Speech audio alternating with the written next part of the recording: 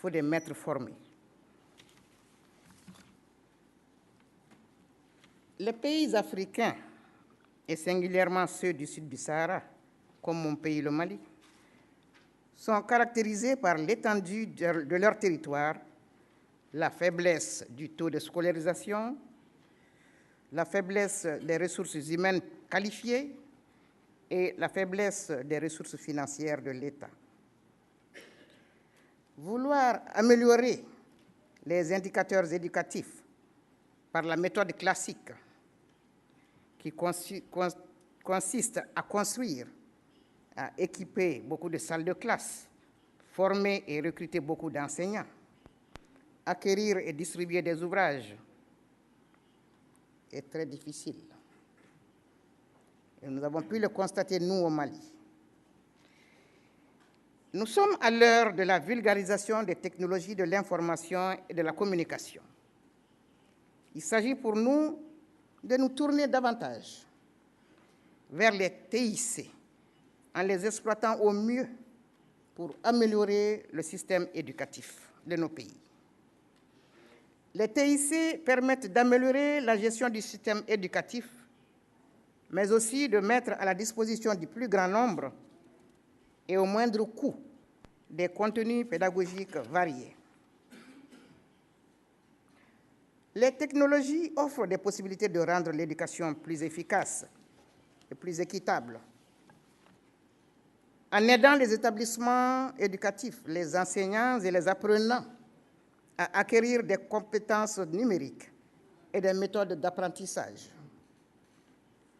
En soutenant la mise en place et l'accessibilité des ressources éducatives libres, REL, en connectant les salles de classe et en mettant à disposition des matériels et contenus numériques, en mobilisant les enseignants, les apprenants, les familles, les partenaires financiers, les partenaires économiques et les partenaires sociaux.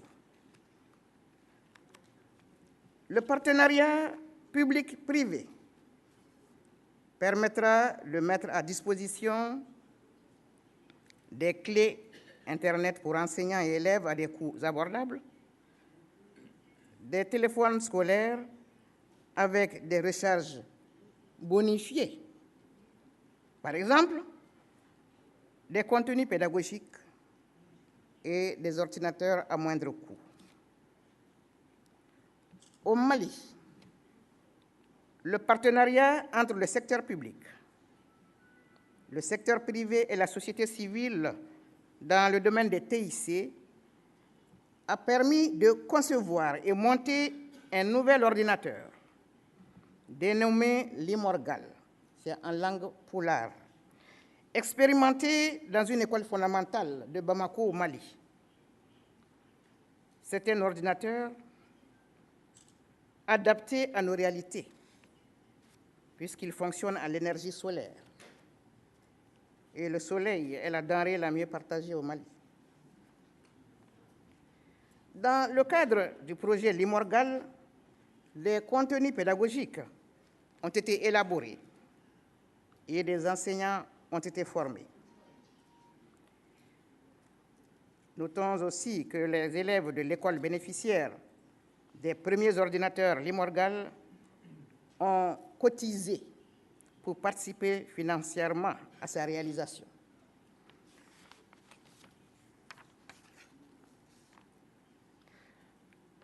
L'initiative des classes numériques développée depuis juin 2011 et intitulée Programme Sankoré a visé et vise à rentrer au Mali dans un concept pédagogique général, c'est-à-dire mettre l'outil informatique au service de l'enseignant et de l'élève, afin de ne plus être un simple support, mais un vecteur interactif intégré. Ce défi a été relevé en début 2012, particulièrement dans un groupe scolaire de Bamako, l'école Mamadou Konaté, et dans un jardin d'enfants, les Oisillons, où des enseignants et des éducateurs préscolaires ont reçu une formation de haut niveau leur permettant d'animer des classes numériques et de produire des ressources pédagogiques numériques.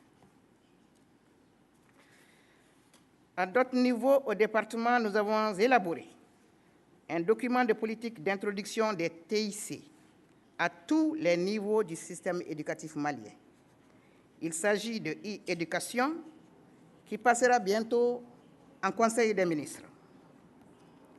À cet effet, des mesures décisives seront prises, notamment la clarification d'une vision pour l'avenir à travers l'adoption et l'opérationnalisation d'une stratégie de développement des technologies de l'information et de la communication dans l'éducation, y compris l'éducation non formelle et la formation professionnelle. Je suis convaincu, moi, que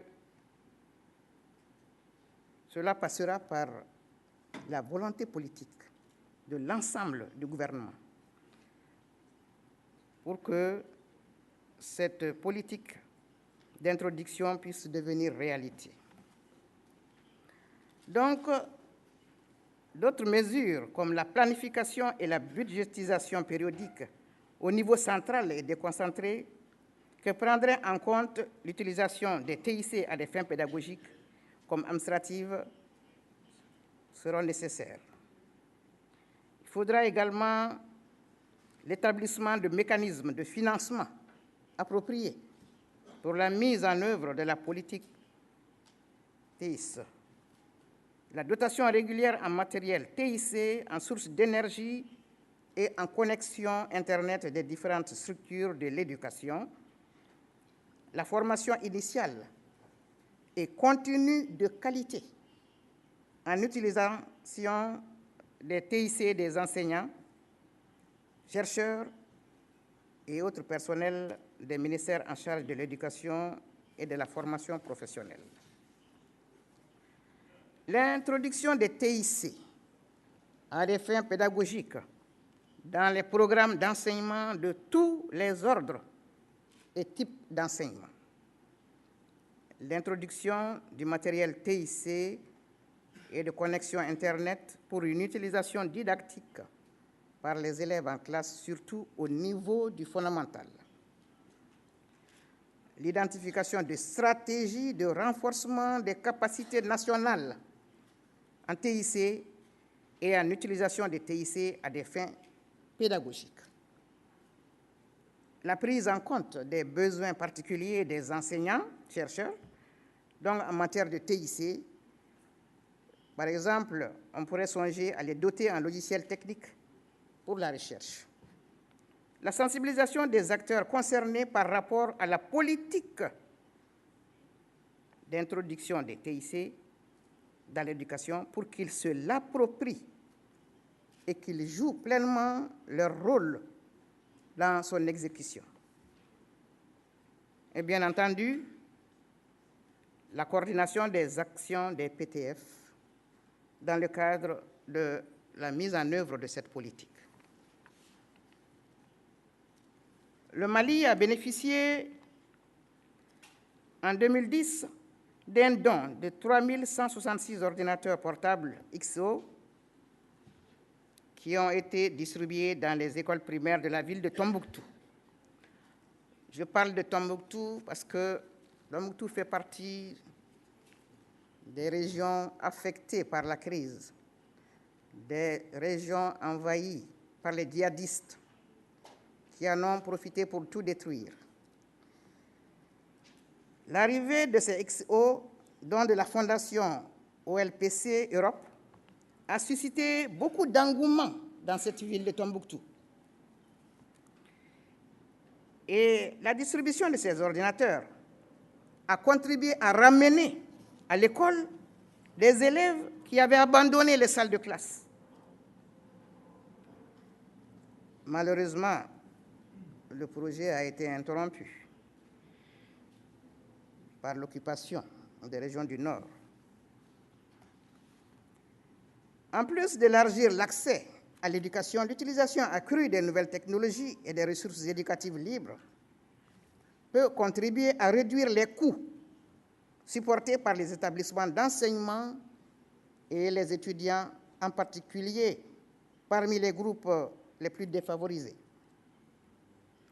Cette incidence positive sur l'équité de l'enseignement requiert cependant un investissement soutenu dans les infrastructures d'enseignement, les équipements et les ressources humaines. Les TIC peuvent fortement aider à améliorer la qualité de l'enseignement par une mise à disposition de ressources éducatives libres, de ressources pédagogiques appropriées, au maximum de maîtres et élèves, et à des coûts abordables.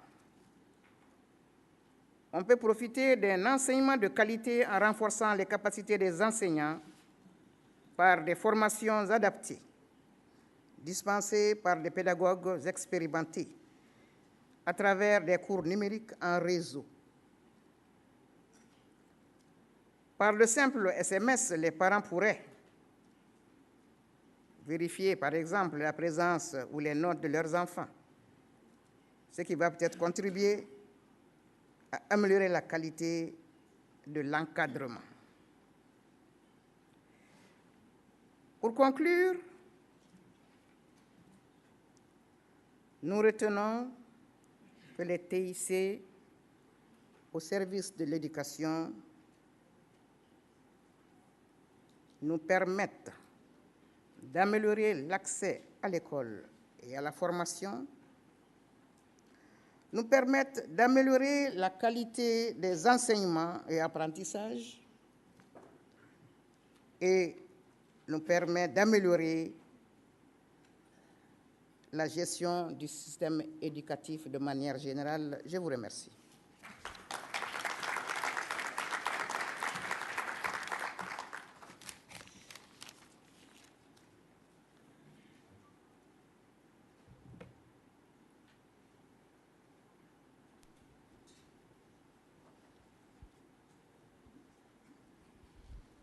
Merci, Madame la Ministre, pour cette introduction qui nous a donné un aperçu sur l'intégration des technologies au Mali et aussi votre vision sur l'intégration des technologies, qui est une vision holistique.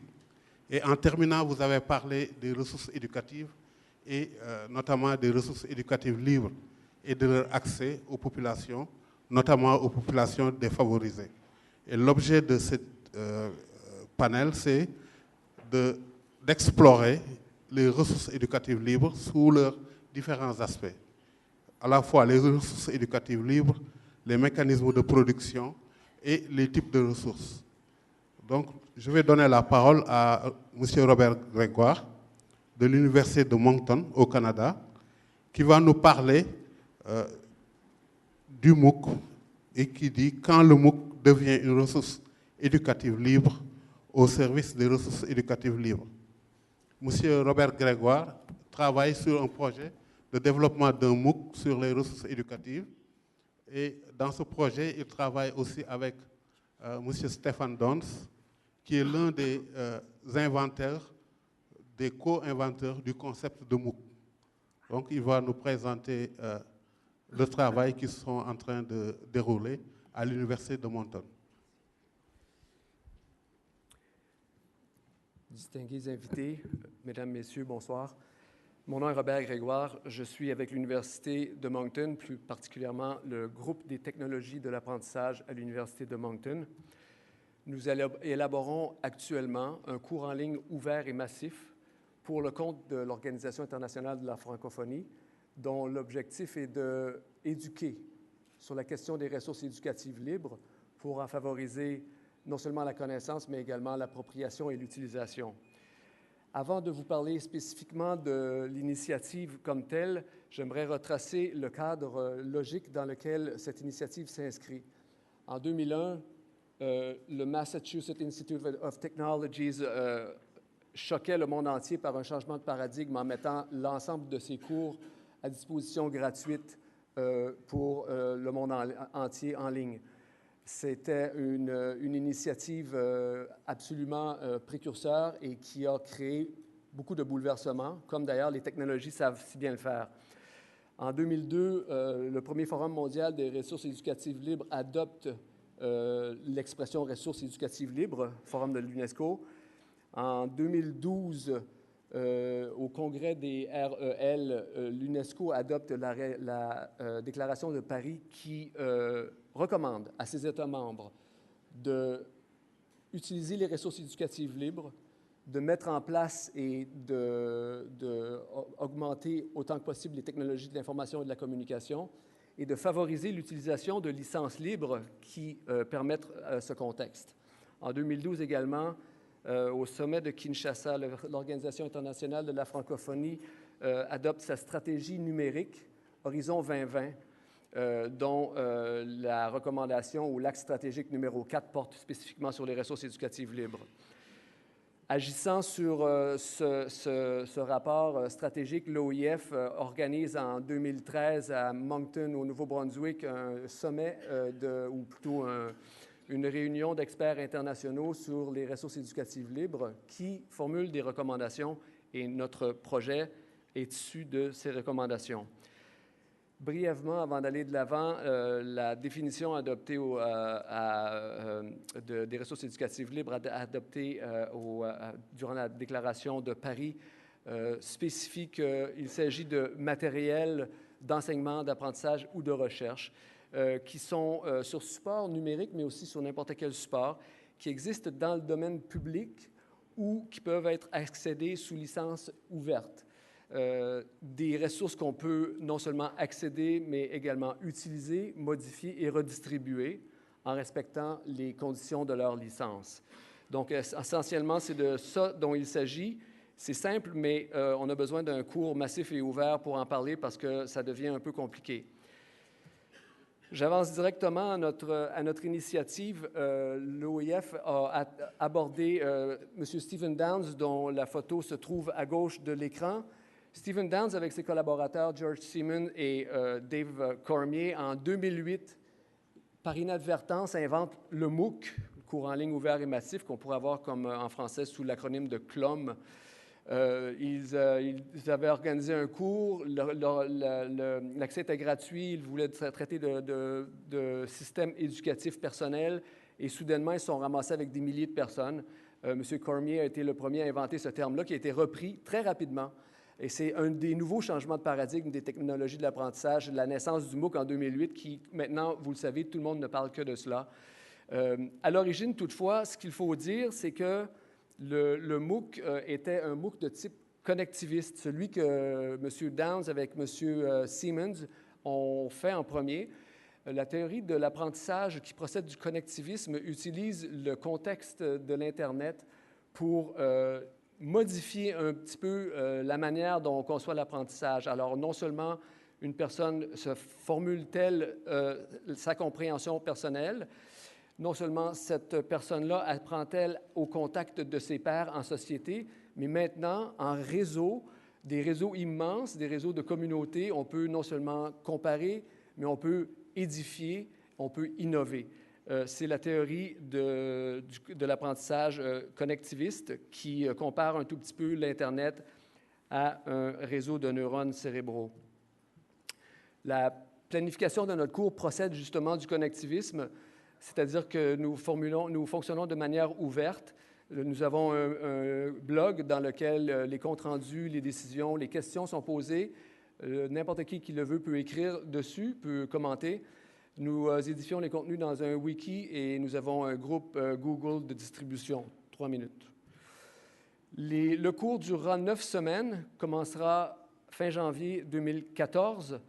Après une semaine d'introduction traitant du connectivisme, avec une introduction par un membre de l'UNESCO, nous allons examiner l'évolution de ce qui était convenu d'appeler à l'époque les objets d'apprentissage, maintenant connus sous ressources éducatives libres. Ensuite, nous examinerons les initiatives courantes et les référentiels existants. Semaine 4, avec une spécialiste, excusez-moi, de Creative Commons, nous traiterons des licences. Semaine 5, les ressources éducatives libres en pédagogie. Semaine 6, les accélérateurs et les pratiques exemplaires. Semaine 7, les modèles économiques sous-tendant les ressources éducatives libres. 8 considérera le MOOC ou le CLOM comme étant une ressource éducative libre à granularité maximale. Et je n'irai pas en détail là-dessus. Les cours seront... Il y a des experts pour chacune des semaines qu'on encourage à présenter un maximum de 3 thématiques. À l'intérieur de chacune des thématiques, on présente le cadre conceptuel, on suggère différentes pistes d'exploration à l'aide justement de ressources éducatives libres et on suggère aux gens de procéder à des activités. Ces activités-là, par le biais de la plateforme Grasshopper que nous utilisons, sont syndiquées dans le cours, c'est-à-dire que n'importe quel participant peut écrire sur leur blog, sur leur portfolio, sur leur outil de choix, que ce soit Twitter ou Facebook aussi. Et ces contenus en réponse à des activités précises du cours se retrouvent dans le cours. Mais l'avantage de ça, c'est que chacun des participants conserve les contenus qu'ils ont édifiés eux-mêmes en réponse au cours. Donc, ça demeure dans mon portfolio, dans mon blog. Ces contenus, 24 heures sur 24, 7 jours par semaine, sont rencontrés par des moments synchrones. Alors, en début de semaine, une carte postale est envoyée pour annoncer le contenu de la semaine. Le mercredi, on a une rencontre avec l'expert. Vendredi, un retour sur la matière. Dernière diapositive, brièvement, on débute en janvier. Les contenus sont dévoilés à mesure, semaine par semaine, mais la raison que je mentionne ça, c'est parce que en janvier, ce n'est pas le début du MOOC, mais c'est plutôt le début de l'édification du produit qui arrivera à terme à la fin de ceci. Et je m'explique. Alors, donc, quand on dévoile une semaine, il y a des thématiques proposées par les experts, les contenus développés par les experts. Lorsque la semaine est terminée, on a l'enregistrement de la rencontre de l'expert, on a les contenus suggérés et contribués par les apprenants, et on a également des ressources qui peuvent s'ajouter par la suite que mon groupe est en charge d'édifier sur la recommandation ou sur l'injonction des participants. Et en fin de compte, le cours demeure disponible pour tout le monde pour qu'il puisse être repris. Car au bout de 9 semaines de fonctionnement, les contenus demeurent en ligne et une nouvelle initiative peut être reprise par n'importe qui reprend le contenu de cours et qui l'adapte pour son propre contexte. Mesdames, Messieurs, je vous remercie.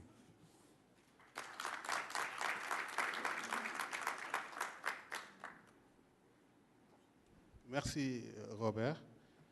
Donc, je passe la parole à M. Marmoud, qui va parler de ressources éducatives libres au Sénégal, notamment de ressources qui facilitent l'accès aux ressources éducatives et qui facilitent aussi l'accès pour les populations, notamment les populations qui n'ont pas beaucoup d'accès aux technologies. Vous avez la parole.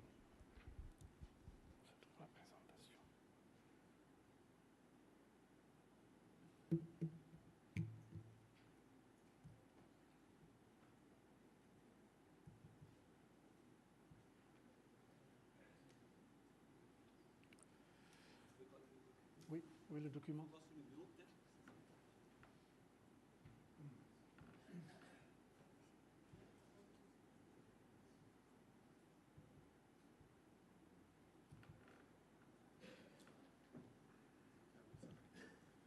Oh, il est là. Il est là, je l'ai trouvé. Il est là, c'est bon.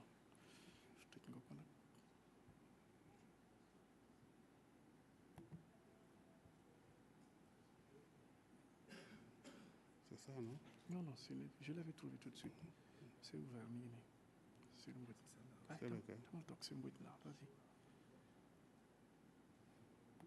Voilà, c'est bon. Passer en plein écran.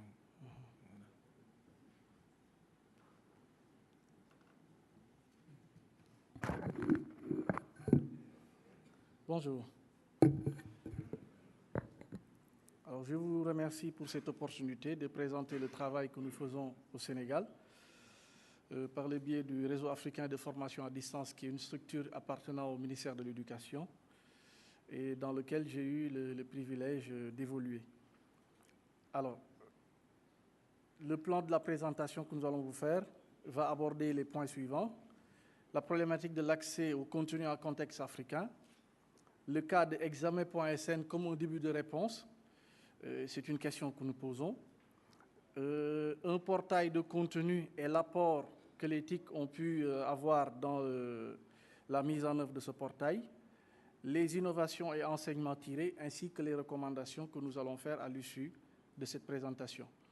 Alors, de manière générale, on a vu que les TIC ont favorisé l'émergence de nouvelles ressources et que ces ressources-là ne sont plus seulement documentaires, mais elles servent également des objectifs pédagogiques. Et du coup, c'est de nouvelles alternatives, c'est de nouvelles avenues qui s'ouvrent à l'éducation. Et pour un peu répondre à préoccupation de M. Cissé, l'éducation non formelle est également prise en charge dans ces avenues-là. Alors, la problématique de l'accès en contexte africain présente un certain nombre d'éléments.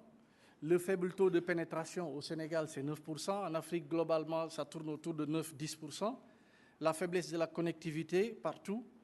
La faible participation des Africains, et nous avons fait la remarque hier, et les francophones globalement dans la production des ressources en ligne. Et les fractures également qui sont très criardes sur ce continent-là, qui ne sont pas seulement énergétiques, mais c'est des fractures qui sont à la fois alphabétiques et parfois même énergétiques. Alors, quels sont les enjeux maintenant qui se présentent à nous?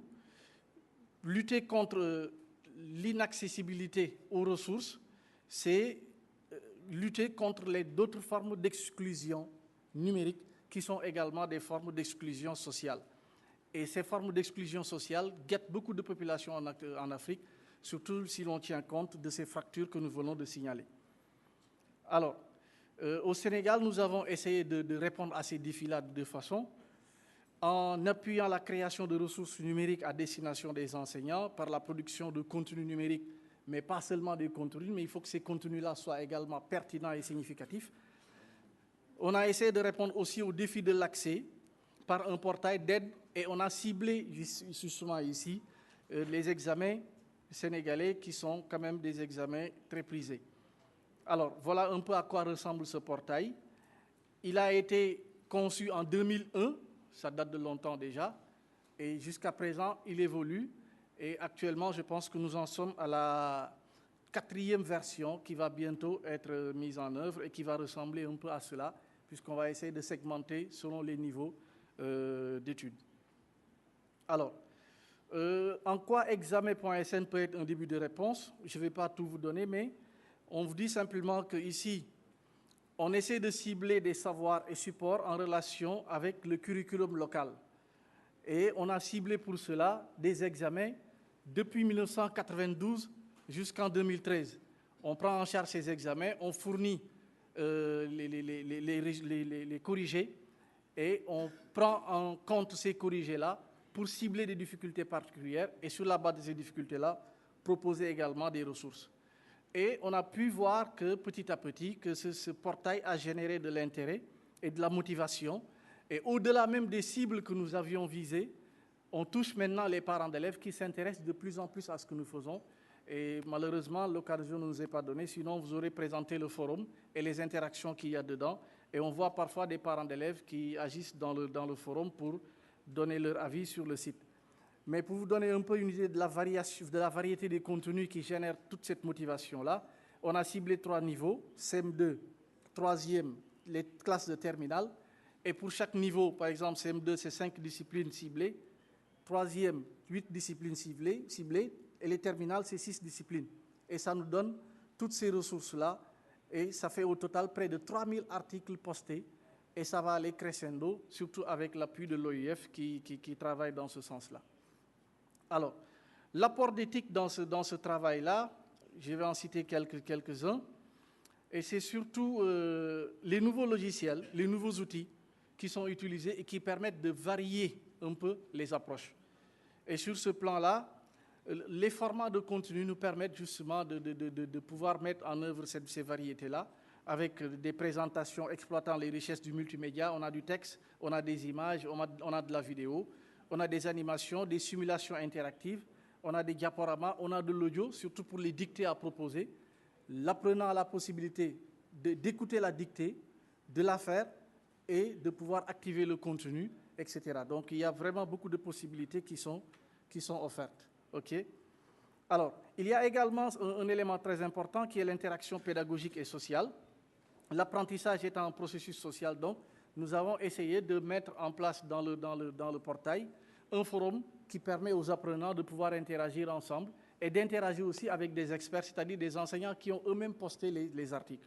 Et ça permet justement de construire un savoir qui est à la fois individuel quand l'apprenant va dans le forum ou va consulter les ressources ou quand il est en contact avec un enseignant en ligne.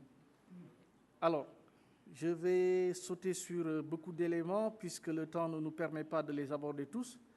Alors, je citerai simplement l'organisation thématique ici, qui n'est pas flexible parce que nous on assujetti aux recommandations curriculaires, mais qui permet à l'apprenant d'être autonome, de pouvoir cibler sa difficulté et d'aller directement là où il pense pouvoir régler son problème. Donc, on n'est pas... Voilà. En ce qui concerne maintenant les enseignements tirés et les innovations en matière de politique, de stratégie, etc., nous avons ici quelques recommandations concernant surtout les contenus. Pour que ces choses-là puissent fonctionner, il faut mettre en place des contenus significatifs et si possible dans les langues locales. C'est une problématique que nous avons discutée hier au niveau de notre atelier qui a soulevé quand même beaucoup d'euphorie. Mais je pense que nous devons aller vers l'exploration de ces possibilités-là, de pouvoir diffuser des contenus dans les langues locales et pourquoi pas, et surtout aussi adapter les contenus qu'on nous donne de l'extérieur. Et également proposer examen.sn comme un début de réponse au niveau le plus élevé, c'est-à-dire au niveau des autorités, pour pouvoir vraiment impulser l'élaboration d'une politique en matière de TIS. Il y a des choses qui se font déjà, surtout avec le projet éducation de base. Et il y a un document qui a été lancé, c'est une contribution à l'élaboration d'une politique en matière de TIS au Sénégal.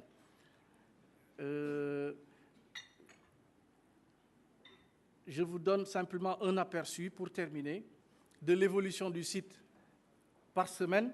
Ce que vous voyez en haut, vous voyez un peu les pics en gris, ce sont les dimanches. Les dimanches, le site est tellement fréquenté parce que les étudiants ou les élèves ont beaucoup plus de temps. Et ce que vous voyez, la courbe que vous voyez en bas, c'est l'évolution du site depuis sa création. Et vous voyez aujourd'hui, en 2013, que nous avons atteint un sommet qui va jusqu'aux alentours de 5000 visites, etc. Donc, voilà l'expérience un peu du Sénégal. Et nous pensons pouvoir bonifier cette expérience-là en essayant de nous approcher des autres. Dernière chose, une certaine recommandation, c'est faire la jonction entre ce qui se fait au niveau de ce niveau-là, au niveau de l'enseignement moyen secondaire, et ce qui se fait au niveau de l'enseignement universitaire pour pouvoir mettre en place des dynamiques de recherche autour de ces pratiques-là parce que l'économie du numérique ne peut pas aller sans la recherche qui doit explorer de nouvelles avenues. Je vous remercie.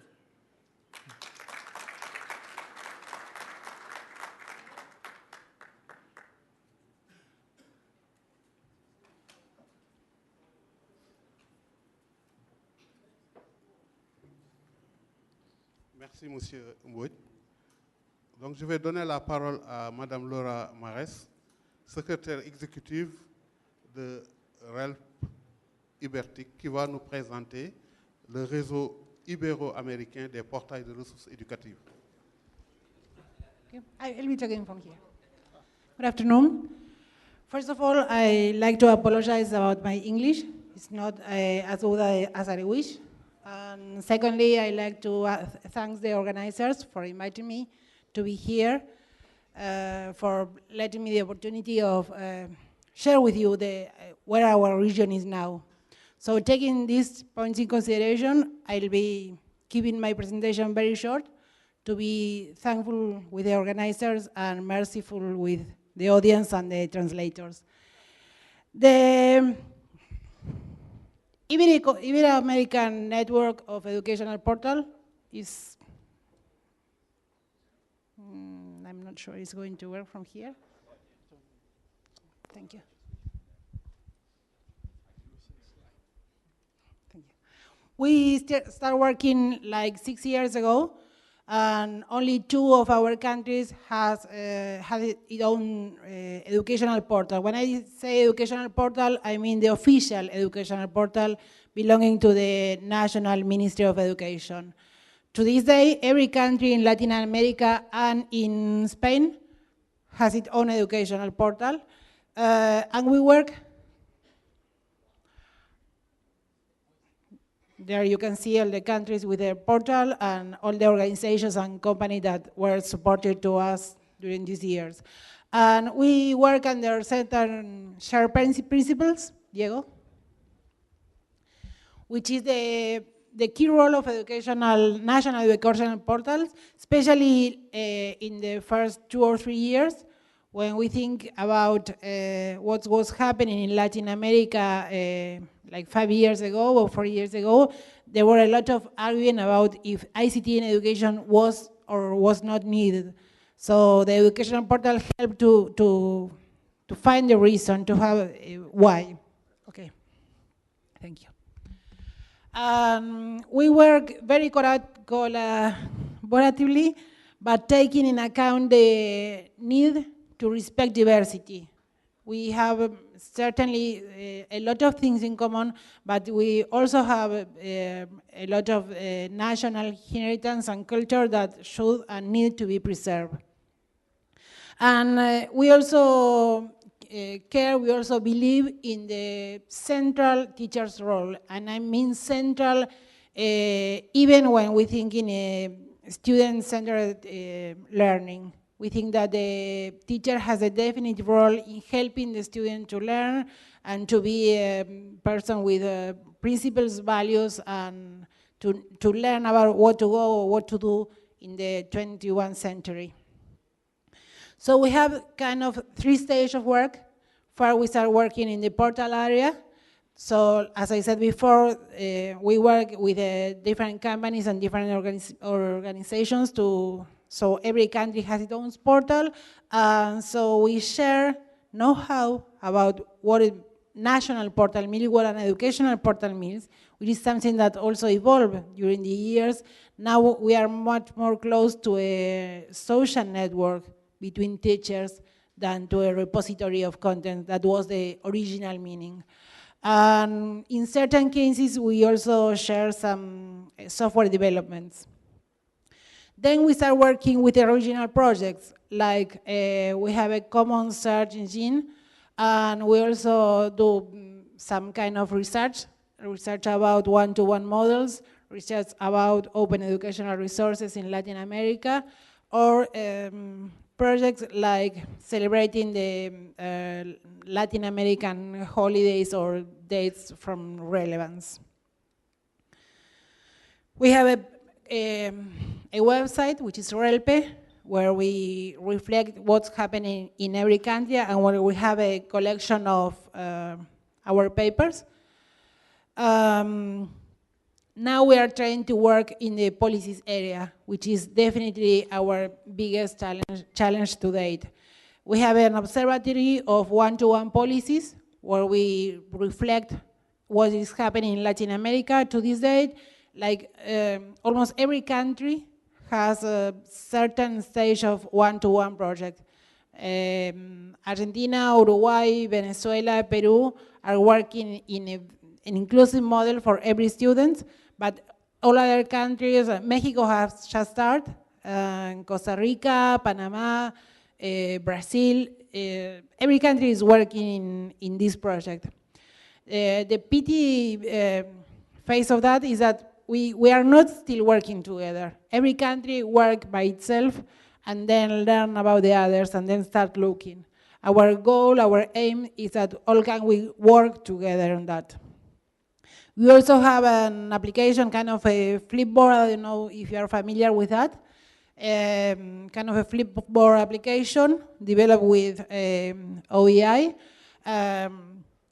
where we reflect, we show in an app and in website all the news, research, policies, normative in our countries related to ICT and education.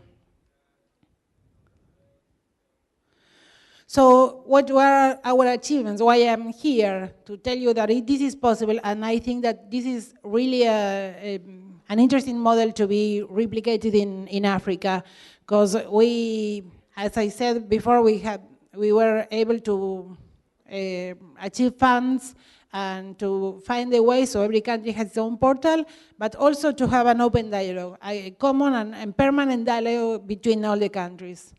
But our main challenge is to have our policies articulated, basically in terms of teachers training and in terms of educational resources. So we stop repeating or duplicating efforts. And which is, I think is the most difficult, to build a regional ICT policy. I think this is very, very important in terms of device acquisition, connectivity, and recycling policies, taking in account that we have already bought like 8 million of devices, which are going to be useless in less than 3 years. So it's a very big tons and tons of garbage that we have to take care of. And if we work together in regional policies for acquisitions and for connectivity, it surely will help us to go to better terms of negotiation with our suppliers. So I heard a lot of these days, a lot of you talking about the need of national consensus. So our goal is to go from this elusive national consensus to very much more elusive regional consensus. But we are sure that we can do it, we can achieve it. Thank you very much.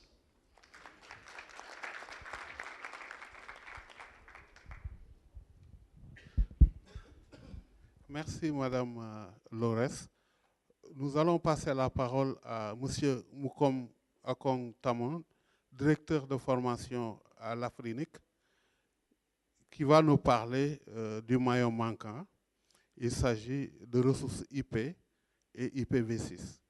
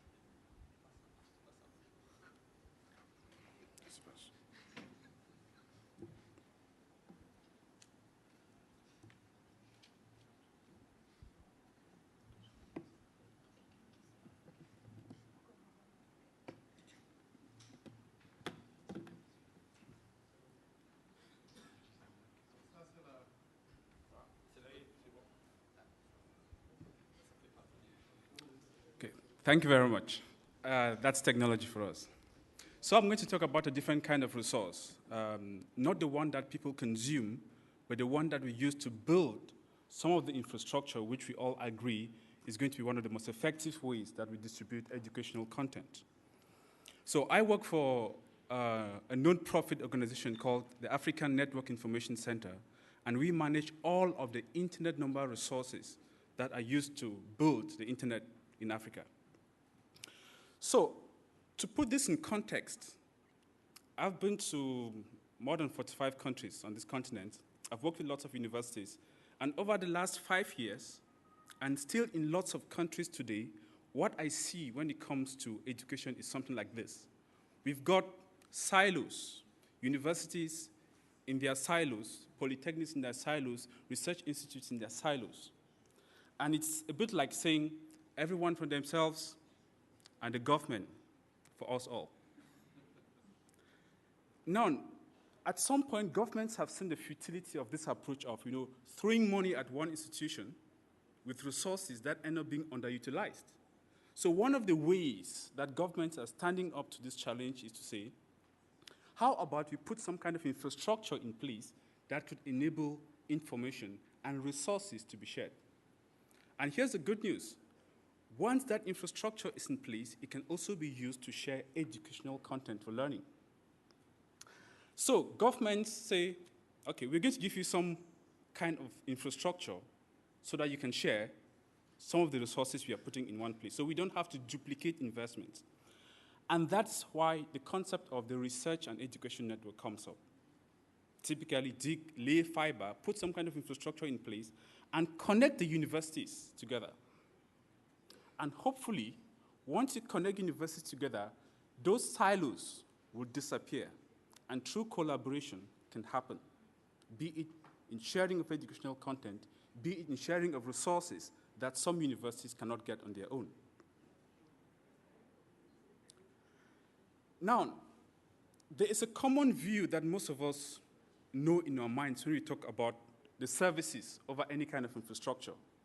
It begins with the user of the services on one end. In this case, is a young lady who wants to access some learning resources. And those services typically exist in some kind of government data center. Hopefully, you are doing it here in Africa. You're not putting the data center in Europe or in America. We'll talk about that later. So, to bridge these two people together, you put some kind of infrastructure in place, a backbone network of sorts. And this is the most scalable way you can distribute educational content. I know we've talked about the CD-ROM, this loading content of laptops, but all of that is not scalable. Think about this. What if 1 year after loading content onto laptops, you want to update it? Do you recall 1 million laptops from the field to update that? No. The only scalable way you can do that, the most effective way to do that is using what? A network. So this is what that will serve. However, this is only part of the story, and this is the part that human beings see. Because behind all of this lie the true resources that define how the internet works. I'm going to introduce you to two critical kinds of resources. The first one is an IP address. Every single device on the internet, be it your smartphone, a television, a smart television, a computer, a laptop, a tablet, has what we call an IP address. Trust me, that is the address. That's the real thing behind the name. www.yahoo.com, google.com. That's the real thing, the number. There are two of them. There's the past and the present, which is the one you see on the top, the IP version 4, and the future is IP version 6. The second one is, we often talk about the internet, but what is the internet? The internet is nothing more than a collection of a network of networks. So networks of the government connect with networks of the service providers, which should connect to the networks of the universities. That's what the internet is. And each of these networks is uniquely identified by something we call an autonomous system number. So these are the two types of internet resources that are critical to the way we develop and build networks and the internet. The IP address and the autonomous system number. However, there's an elephant in the room. I hope there's no China in here. There's no Chinese, there's no Chinaware in the room, right? They're Chinese. There's no Chinaware, but they're laptops. But here's the problem. The current internet runs on a technology called IP version 4. Theoretically, there are only 4.2 billion addresses, theoretically. If you compare that to the world's population of about 6 billion, add that to the fact that all of us, everyone says to have this at least 3 devices, a smartphone, a desktop, a laptop. Look, there is no way there can be equity in the way the network, the internet develops all over the world. And I want you to take a good picture, good look at this picture. That is the picture of the digital divide. That picture represents the average number of addresses available per individual in different regions of the world. In other words, if you have one address, you are on the first-class internet. if you cannot have an address for yourself, you are on a second-class internet with terrible consequences. So, on the far left, you have America, where you have on the average 5 addresses per individual. Africa, 10 Africans have to share one IP address. And I'll bring it home. Everyone in this conference hall, as far as the internet is concerned, is one person. That's it here live. Every person in this room, as far as the internet is concerned, is one person. So all it takes is, if one person here does something naughty or criminal, everyone here is guilty by association. That's a guilt that comes as a consequence of the fact that we are technologically disadvantaged. The point I'm trying to make is this. IP version 4, we have certain imbalances that if we continue thinking in terms of IP version 4, we can never get out of it. So yeah, while it's a good slide to take a jab at the Americans, it's not their fault. There is a solution, and that's IP version 6. So what are the different ways in which we must begin to think when we try to deploy infrastructure to support educational integration of ICTs in education? First is this, IP resource planning. It's good to dig and lay fiber and auction spectrum, TV white spaces, but that's just part of the story. It's the physical infrastructure. The thing that makes the internet much more innovative, better than the traditional telecommunications network, is its logical layer, that IP thing. And part of IP resource planning must be a critical part when you talk about the strategies for integrating ICTs into education or national ICT strategies. That's very important. Now, the second part is this. As an entity that's on the internet, it is very important that you seek independence from your internet service provider. Just like I said, what's happening in this room right now, if one person were to do something bad, everyone becomes naughty. The same thing happens if a government or a university depends upon an ISP, which is shared with others for its internet connectivity. Then the reputation on the internet of that government gets tied to what? Probably questionable individuals. And the third thing is think IP version 6, and that's the future. So my first recommendation is what? Plan. As you build those strategies for integrating ICTs in education, think about how many students in how many educational institutions are we going to connect? How many addresses will they need? Second recommendation is look at that map. I know we are seeing this happen because we manage the remaining pool of IP version 4 addresses left. We manage it, and we are seeing a huge rush for these resources. So if you are in Africa, you're an African organization, get some while it lasts. My third recommendation is IP version 4, that is the past. If we only think that way, 10 Africans will continue to share an IP address, and they'll be on a second-class internet. IP version 6 is the future. That's where we should be thinking. And my fourth recommendation is this: vote with your wallet. You don't need strategies, you don't need policies. Beginning immediately, any vendor comes to you with any kind of IT solution, first thing, if it does not support IP version 6, don't have that conversation. Otherwise, you're going to be investing in a technology that has no guarantee that's going to work in 5 or 10 years' time. So you want to be careful with that. So how can Afrinic help? Like I said, we are a non-profit. Our goal is to encourage internet technology development in Africa. Training. We've trained more than 1,500 network engineers in probably every single country of this continent. So we've got turnkey equipment that we can help start training programs, so network engineers in your various countries. And who do we typically partner with? Regulators, ministries, research and educational networks to do this training. So in a nutshell, research and educational networks are the most effective ways that we can distribute on a large-scale educational content. Good networks require good IP planning. Make sure you do yours.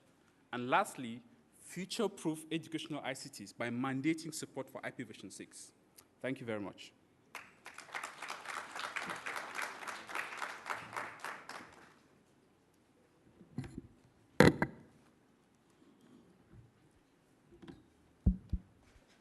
Merci, Monsieur Amon.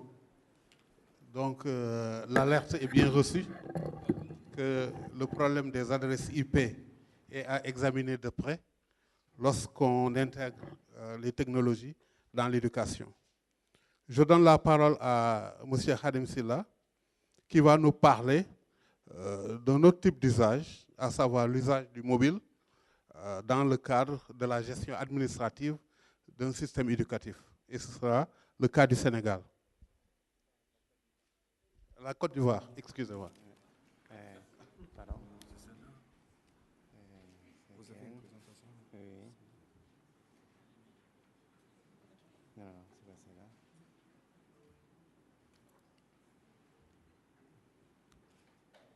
Voilà, c'est ça. Voilà. Oui, bon, bonjour, je m'appelle Khadim Silla. Cette présentation, normalement, devait se faire avec ma collègue Ilona Genevois et aussi avec les partenaires avec qui nous avons développé ce projet, Microsoft et Orange, dont quelques représentants sont ici présents dans la salle. Je voudrais commencer avec une anecdote. La semaine dernière, j'étais allé à ma banque. Je demandais, très ravi d'espérer avoir de bonnes nouvelles sur mon compte bancaire. Et à ma grande surprise, après tant d'années de labeur, j'apprends que le banquier me dit que j'ai à peu près telle somme dans mon compte. À peu près. A été ma grande surprise. Et malheureusement, lorsqu'on se ramène au système éducatif, qu'est-ce qu'on constate? Rares sont les pays capables aujourd'hui de dire avec précision et exactitude, et surtout dans les délais requis, les caractéristiques du système éducatif en termes d'effectifs, en termes d'enseignants, en termes de performance, etc., etc. Pour un secteur qui absorbe près de 30% du budget de l'État, il est inconcevable en 2013 qu'on soit toujours dans cette position d'impossibilité de pouvoir piloter, gérer les systèmes éducatifs avec la précision requise. Les plans stratégiques des États, généralement, se déclinent en plans opérationnels. Et ces plans, pour être vraiment fiables, ont besoin d'informations, d'indicateurs variés, de toutes sortes. Et les programmes et projets qui découlent de ces plans stratégiques, également, ont besoin d'être suivis, mis en œuvre, évalués à temps réel. Or, tout ça requiert beaucoup d'informations. Or, aujourd'hui, dans beaucoup de pays, on n'est pas en mesure de fournir, de mobiliser cette information-là. Donc la problématique à laquelle nous sommes intéressés était de savoir comment arriver, malgré les contraintes multiformes auxquelles sont confrontés les États, contraintes budgétaires, contraintes en termes de ressources humaines, contraintes de management, de gestion, comment concevoir des outils simples, économiquement viables et durables pour répondre à cette problématique, aussi bien pour les besoins de gestion au niveau déconcentré qu'au niveau des ministères, au niveau central. Voilà donc la question à laquelle on a essayé de s'attaquer. En partenariat donc avec Microsoft et Orange, on a développé un outil qui peut fonctionner avec les tablettes, qui peut fonctionner avec les mobiles téléphoniques et qui peut fonctionner également avec les ordinateurs fixes. Donc, diversifier les possibilités de collecte de données en utilisant, bien entendu, l'infrastructure déjà mise en place par le secteur privé à travers les télécoms et voir comment résoudre ces problèmes de délai, car en moyenne, l'ADA a fait une étude qui montre qu'en moyenne, les États produisent leur annuaire statistique au bout de 8 à 10 mois. 10 mois, c'est un temps suffisant pour rendre obsolètes les données collectées. Or, il est possible aujourd'hui d'avoir les données quasiment en temps réel. Et c'est ce que nous avons essayé de prouver, de démontrer, tout en prenant en considération les besoins de contrôle de qualité des données, à travers, bien entendu, le rôle central que doivent jouer les inspecteurs, les administrations intermédiaires, jusqu'au niveau central. Donc, de fait, à partir du modèle que nous avons conçu, nous avons décentralisé la saisie des données et surtout, ce qui est important, nous avons donné la possibilité de restituer de l'information qualitative et quantitative aux établissements et aux structures intermédiaires. Une fois que les écoles renvoient leurs données à travers le mobile ou les tablettes, automatiquement, ils ont en retour des informations qui leur permettent de situer, qui pourraient leur permettre de situer les caractéristiques de leur établissement par rapport aux écoles qui les entourent, de leur circonscription, par rapport aux moyennes nationales, par rapport à d'autres critères qu'on aura définis soi-même. Donc, pas mal d'informations, feedback automatique, mobilisation en temps réel de l'information. Voilà en gros ce que nous avons essayé de développer. Et là, je passe rapidement parce que nous n'avons que 8 minutes. Dans l'expérience que nous avons faite, nous sommes occupés des données sur les enseignants, les élèves, les manuels scolaires et les examens. Bien entendu, on peut élargir la gamme d'informations à collecter. Et voilà en gros ce que ça permet sous forme de papier, ce qu'on peut faire. Et au final, avec le peu de données qu'on peut collecter avec ces mobiles et ces tablettes, on peut arriver à calculer tout ce qui est indicateur d'efficacité interne du système éducatif, les taux de déperdition, d'efficacité interne, de survie, les coûts moyens d'un diplômé, etc., qui sont autant d'indicateurs qui sont utilisés de manière permanente dans les systèmes éducatifs. Également, les indicateurs d'accès et de participation, de qualité à travers les qualifications des enseignants, leur expérience et leur ancienneté, et les résultats aux examens. Voilà quelques exemples que nous avons retenus. Nous avons fait l'expérience sur 2 directions régionales. La saisie des données a été faite par les chefs d'établissement et nous, de Paris ou d'Abidjan, on pouvait directement consulter les informations saisies à partir d'un portail qui a été développé à cet effet. Donc, l'information pouvait être disponible directement auprès du bureau du ministre, qui peut consulter de manière désagrégée ou agrégée l'information collectée. Voilà autant de possibilités qu'offre ce dispositif. L'autre élément innovant qui a été introduit, c'est la possibilité de collecter ces données-là et de les transmettre automatiquement dans la base de données, soit par une connexion Internet, ce qui est souvent difficile dans certains pays, mais également par SMS. Et il ne s'agit pas de données isolées, il s'agit de tableaux entiers d'informations qu'on a saisies, et tous ces tableaux-là sont transmis automatiquement. Et bien sûr, il y a des dispositifs de contrôle qualité au moment de la saisie et également a posteriori, après la saisie, par les personnes habilitées, donc au niveau donc, des circonscriptions nécessaires.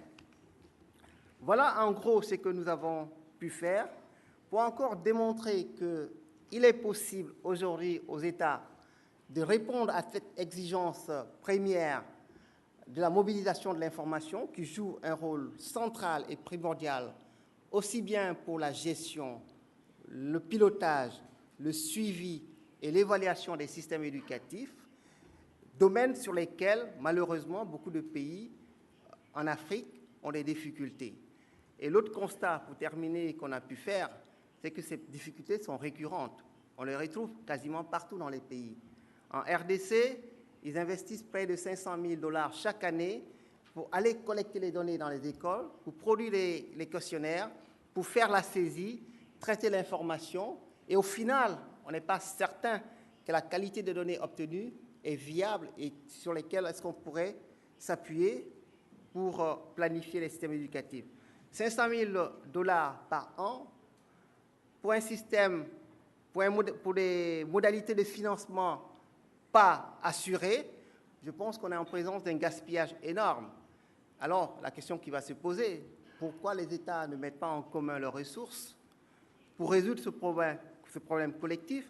Je crois que cette tribune est l'occasion de rappeler quand même qu'il y a des instances au niveau sous-régional et continental susceptibles de mettre en commun les moyens, les technologies, les savoirs et savoir-faire avec l'appui des partenaires du secteur privé pour élaborer des systèmes capables de répondre à ces besoins-là.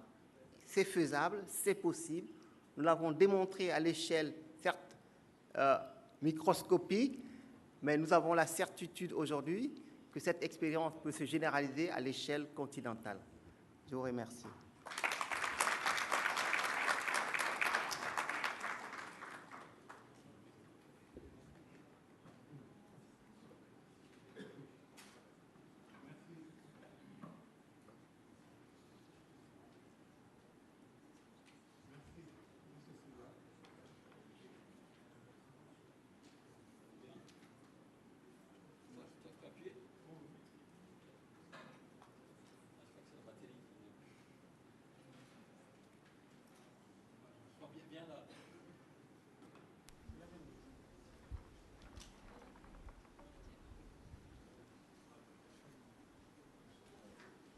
Merci, Monsieur Silla. Donc, selon votre présentation et votre démonstration, les technologies permettent de faire des économies d'échelle dans le cadre de la collecte des données et de rendre plus efficaces les systèmes en mettant à leur disposition des données en temps réel et qui sont des données qui sont vraies, avec le moins d'erreurs possible. Avant de continuer, je voudrais passer la parole à M. Seydou Cissé de l'ISESCO, qui va présenter rapidement ce que l'ISESCO fait dans le domaine des ressources éducatives. Vous pouvez venir.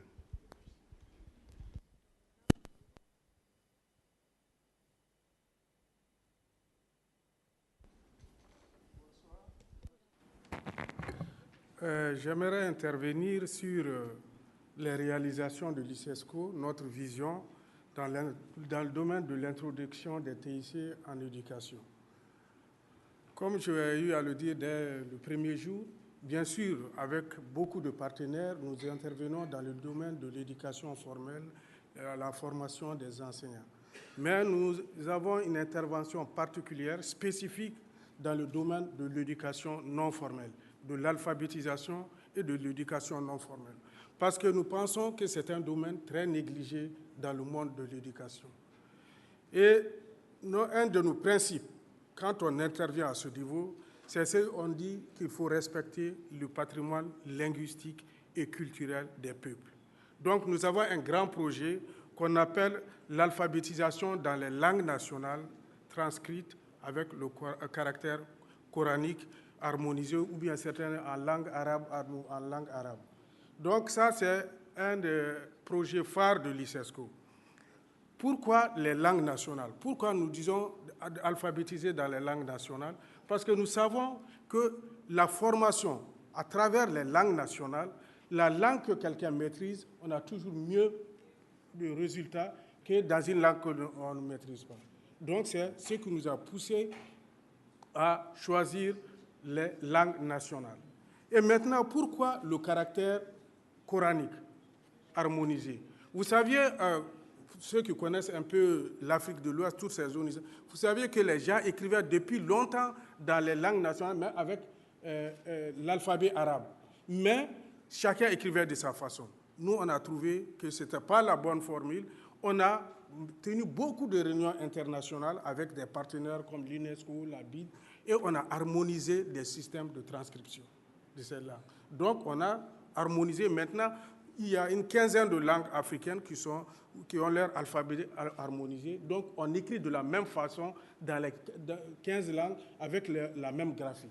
Mais cela ne veut pas dire qu'on ne fait pas l'alphabétisation en langue avec la graphie latine. On fait aussi l'alphabétisation avec la graphie latine. Ça, je suis en train de parler du caractère coranique. Donc, à partir de 1986, on est parvenu à harmoniser ça. Et j'ai les documents sur la table. Après l'harmonisation, qu'est-ce qu'on avait fait? Les documents d'alphabétisation et de post-alphabétisation, en santé, en environnement et tout, mais on transcrivait. C'est sur la table, les documents transcrits, mais on a trouvé que ce n'était pas ça, ça prend du temps. Chaque fois qu'on élaborait, on donnait à des lettrés musulmans qui connaissaient le caractère harmonisé et qui transcrivaient. Mais on a changé. Avec la BID, on a élaboré une machine à écrire qu'on appelle machine à écrire arabo-islamique, mais avec des défectuosités dans l'écriture. Et c'est à partir de 2000 maintenant qu'on a informatisé ce système de travail. Donc, ça a été informatisé et on forme les cadres d'alphabétisation, les enseignants. Et même, il y a une semaine, j'étais à Niamey. Maintenant, à l'université islamique de Saï, c'est introduit, ça fait partie des modules de formation et on forme pour la maîtrise de ce système de transcription informatisée. Et on produit des documents d'alphabétisation, de post-alphabétisation dans les différentes langues nationales. Ça, c'est concernant le caractère coranique informatisé. Mais nous menons aussi beaucoup d'activités dans le domaine de l'alphabétisation avec le caractère latin et la formation des formateurs. Il y a un mois, on était à Libreville, les enseignants étaient formés à l'enseignement de l'alphabétisation, l'introduction de l'informatique dans le domaine de l'alphabétisation. Donc nous tenons beaucoup d'activités dans ce domaine. Après ça, il y a l'enseignement de la langue arabe. J'ai apporté des documents que je vais laisser. Nous avons produit beaucoup de manuels, plusieurs manuels en langue arabe, mais en produisant également des CD pour l'auto-apprentissage. Voici, même sans enseignant, j'ai les CD ici, il y a le document, tu peux apprendre la langue arabe. Donc, brièvement parlant, j'ai les 3 minutes, donc c'est à ce niveau que j'interviens, que l'ICESCO intervient. Merci beaucoup.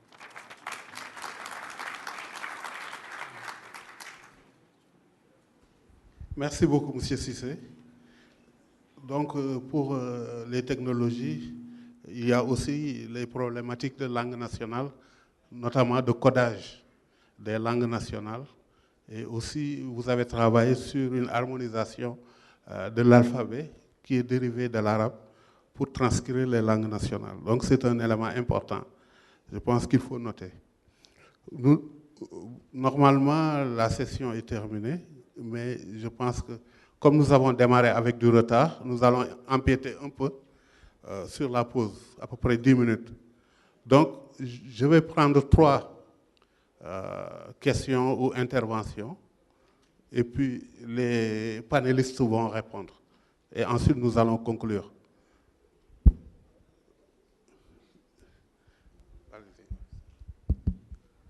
Thank you. At the risk of provoking a technical discussion, can Mr. Mukon explain why IPv6 has been late in coming up? It's been proposed for over 10 years. Most of the equipment in the market for the past 6-7 years have been compatible. What is holding the switchover, given that so many countries have been suffering and complaining about potential shortages? Thank you. Merci. S'il y a une autre question. Oui.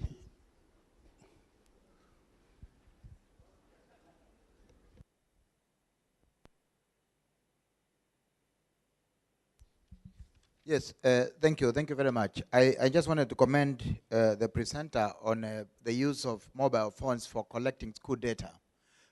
I think it's something that has been long in coming. The biggest problem in Africa now, most schools do not have up-to-date data, including ministries of education. So you spend too much money, it's taking forever. You know, the teachers are not in a position to collect the data, but there is no single teacher or principal of a school who does not have a mobile phone. So to just ask questions about how many students you have, how many teachers you have, and relay that information to the ministries can be very well done using the mobile.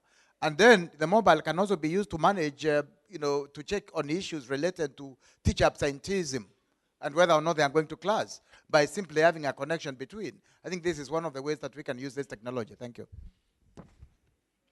Je voudrais demander si les ministres ont quelque chose, un mot à dire, une question. S'il vous plaît, donnez à monsieur le ministre. Oui.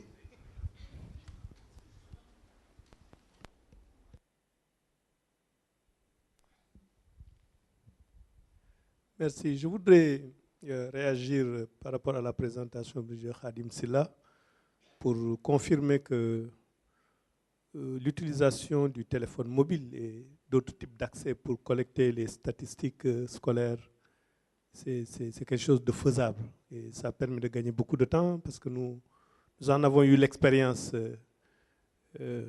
D'abord, peut-être, c'est en tant que politique qu'on en a eu l'expérience parce qu'en 2012, c'est ce qu'on a utilisé au niveau de l'opposition à l'époque pour remonter en temps réel avant 20 heures tous les résultats qu'on avait sur le plan national par les représentants dans les bureaux de vote. Et quand on était à l'éducation nationale, c'est quelque chose qu'on a mis en place pour remonter les informations, mais dans une phase test. Mais ce qui m'intéresse, moi, c'est le type de partenariat que vous avez bâti. Vous avez parlé de Microsoft, de Orange. Quel est le rôle joué par chacun des partenaires?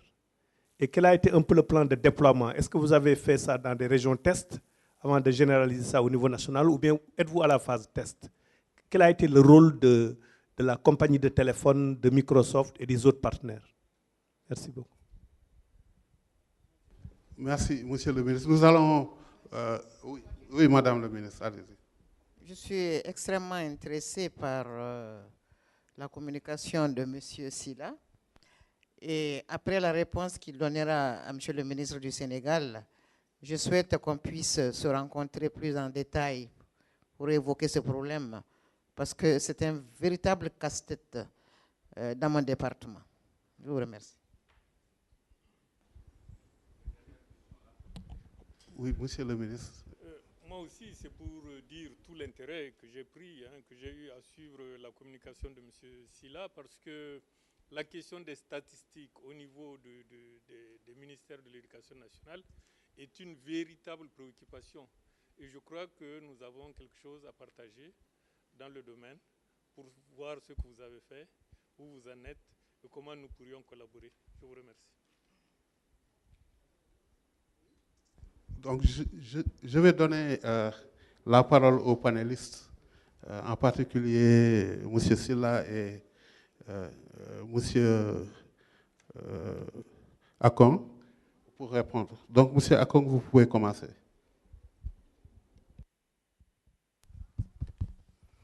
Thank you for your question. Your question was, why is IPv6 taking so long to actually take off? I have about 4 reasons, broad reasons, to explain that phenomenon. The first one is there is a general resistance to change. Every network engineer has known this is a problem for 10 years. However, it wasn't until 2011 that this got into the consciousness of business people.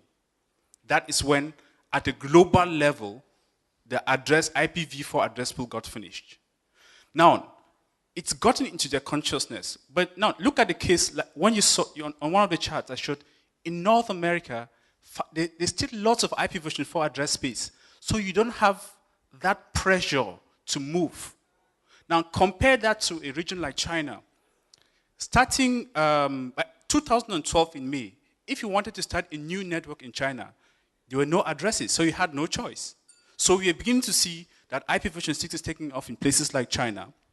And it's going to take off in places like in America, because America has some of the biggest infrastructure, internet infrastructure in the world. And it's been, next year, they're going to run out of space. So if the Americans switch, what's going to happen? The rest of the world is going to follow. But now, why, again, business people typically have not seen a business case. Because, I mean, when we tell them that this is for the continuity of the internet, they ask, but the internet is working. So take, for example, in this room, everyone is happily browsing this internet. No one is concerned about the fact that the quality of the internet you're having in this room has terrible consequences. That same problem exists for people who run on the managerial aspect, the ISPs and the internet networks. So then the last part is that there's another technology that helps us, push the problem away. It's called network address translation. And we can talk about it later. It has really bad consequences for building good networks for education, even for cybersecurity. So what are we doing to address this? One of the things we're doing is, next year, I and my team, we have a specific training program not for engineers, but for executives and managers, how they can think strategically about IPv4, about IPv6. And then we're doing lots of advocacy work, doing lots of free training, like I said, 1,500 training, 1,500 network engineers from every country in Africa. That's what we're doing. Thank you. Merci. Hadim, vous pouvez répondre. Oui. Donc, pour répondre à la question du partenariat qui était posée, en fait, il s'agissait au départ d'un projet de recherche à l'IPE, à l'UNESCO IPE. Donc, à partir de ce projet de recherche, on a voulu développer un outil pour démontrer la faisabilité technique et la mise en œuvre opérationnelle d'un outil capable de répondre à ces préoccupations suffisamment partagées. Donc, on a contacté, bien entendu, Microsoft et les collègues d'Orange, et on s'est dit, comment pouvons-nous mettre ensemble nos expertises respectives, Microsoft dans le développement technologique, Orange au niveau des télécommunications, et nous, par la connaissance que nous avons des systèmes éducatifs, dans la mise en œuvre des indicateurs, les besoins d'information pour des besoins de pilotage, de gestion et d'administration. Donc on s'est réunis ensemble, nous avons travaillé sur le projet et on l'a mis en œuvre, on a voulu l'expérimenter et la Côte d'Ivoire était très preneuse et donc on l'a expérimenté en Côte d'Ivoire dans 2 directions régionales. Nous avons fait le travail, nous avons fait les développements qu'il fallait, nous avons eu aussi l'appui de Nokia pour ce qui concerne les téléphones mobiles qui nous ont gracieusement offert les téléphones dans la phase expérimentale. Et aujourd'hui, bientôt, je vais dire le 19 et le 20, nous aurons un atelier de restitution de l'ensemble de cette expérience-là qui aura lieu donc à Abidjan. Mais je voulais rapidement dire aussi qu'il ne s'agit pas uniquement du mobile. Bien entendu, le mobile, je n'ai pas eu le temps suffisant pour présenter l'outil même, mais avec le petit téléphone que nous avions, on a pu collecter une gamme suffisante, assez importante d'informations.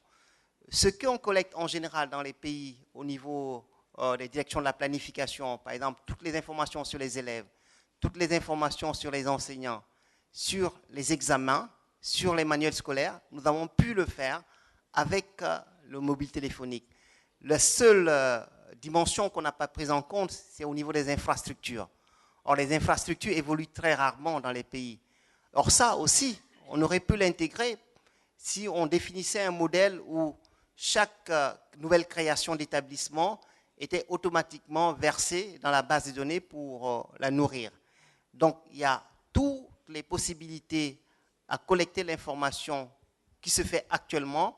Et en plus, avec ce dispositif, on a la possibilité de travailler sur l'absentéisme des enseignants. En Côte d'Ivoire, il y a un autre projet sur la déclaration des naissances des enfants, parce que beaucoup d'élèves n'ont pas d'extrait de naissance.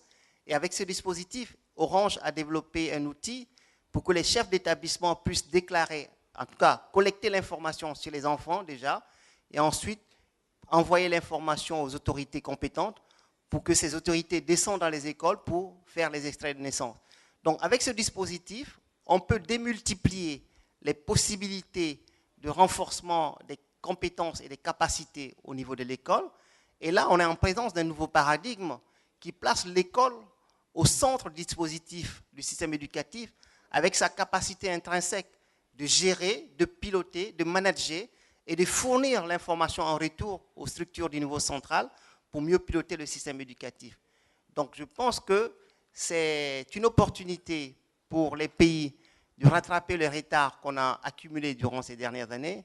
Et personnellement, je pense que les TIC jouent le rôle d'une seconde révolution à l'image de la révolution industrielle. Et si les États africains continuent à hésiter, je crains qu'on rate encore une fois une opportunité en or qui pourrait nous aider à résoudre pas mal de problèmes. Merci, Khadim. Donc, je conclurai par votre dernier mot. C'est une révolution dans le mode de production des contenus, une révolution dans la façon d'apprendre. Michel Grégoire nous a montré un modèle qui est connectiviste, dans lequel les apprentissages ne se font pas de la même façon qu'avant, où les apprenants construisent le savoir et utilisent les réseaux pour apprendre. On nous a montré aussi d'autres exemples tels que examen.sn, et aussi même au niveau de la technologie, il y a une constante qui apparaît, la mise en commun des ressources.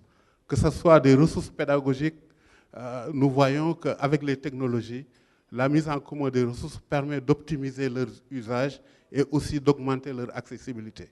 Et aussi la mise en commun des moyens technologiques permet au système d'être plus efficace.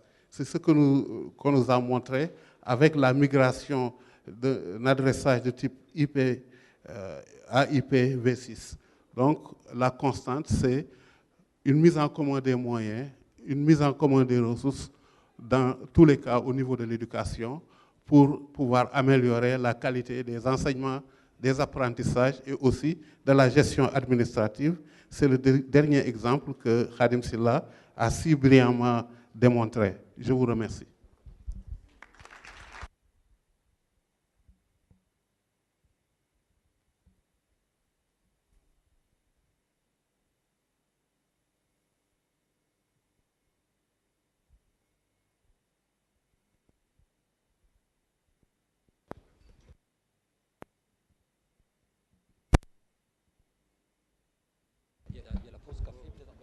venir ici, donc à 30.